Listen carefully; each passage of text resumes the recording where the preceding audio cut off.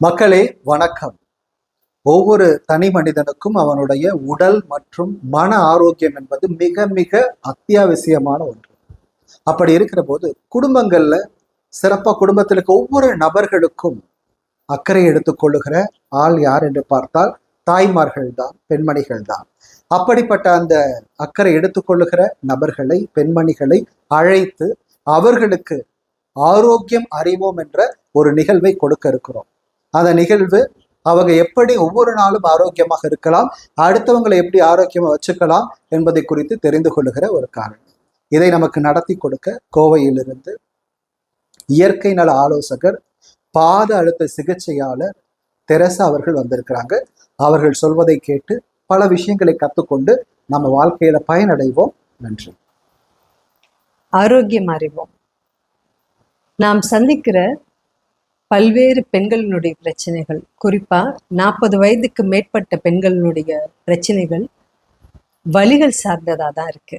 தோள்பட்டை வலி, கை கால் வலி, கழுத்து வலி, முதுகு வலி, இடுப்பு வலி.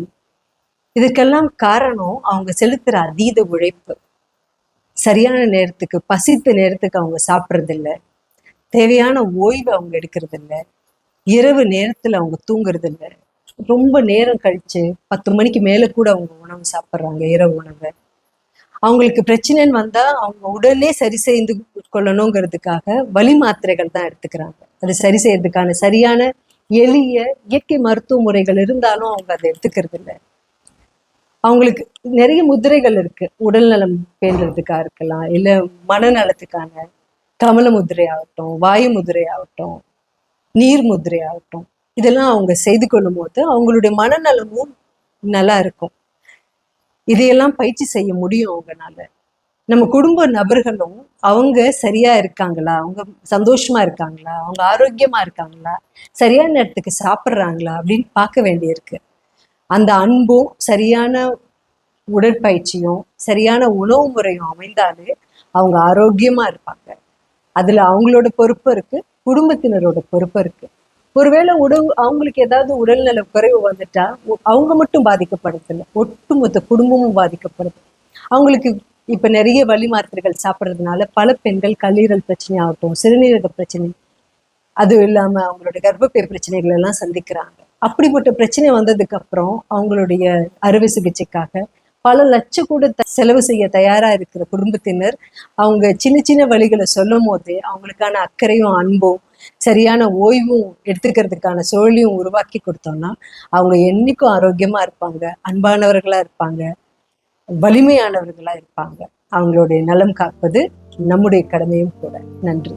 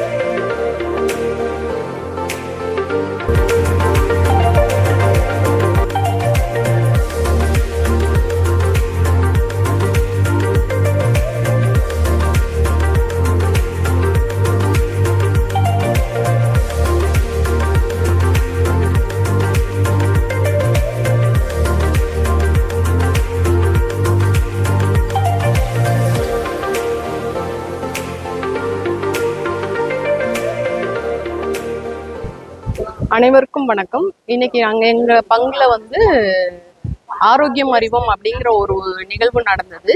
அதில் இயற்கை மருத்துவர் கோயம்புத்தூர்ல இருந்து இயற்கை மருத்துவர் தெரசாக்கா வந்திருந்தாங்க. அவங்க முத்திரைகளை பற்றியும் உடல் ஆரோக்கியத்தை பற்றியும் மூலிகைகளை பற்றியும் எங்களுக்கு வகுப்புகள் எடுத்தாங்க. அது ரொம்ப பயனுள்ளதாகவும் ஆரோக்கியமானதாகவும் இருந்தது. இதை சிறப்பாக ஏற்படுத்தி கொடுத்த எங்கள் பங்கு தந்தைக்கு ரொம்ப நன்றி. வணக்கம், என்னோட பேர் வந்து தீபிகா. இன்னைக்கு எங்கள் பங்கில் வந்து மருத்துவ அறிமுகங்கிற ஃபங்க்ஷன் ஏற்பாடு பண்ணியிருந்தாங்க. அதில் வந்து எங்களுக்கு சொன்ன சின்ன சின்ன முத்திரைகள், சின்ன சின்ன ரிலீஃப், பெயின் ரிலீஃப் எல்லாம் வந்து கொஞ்சம் எங்களுக்கு நல்லா யூஸ்ஃபுல்லாக இருந்துச்சு.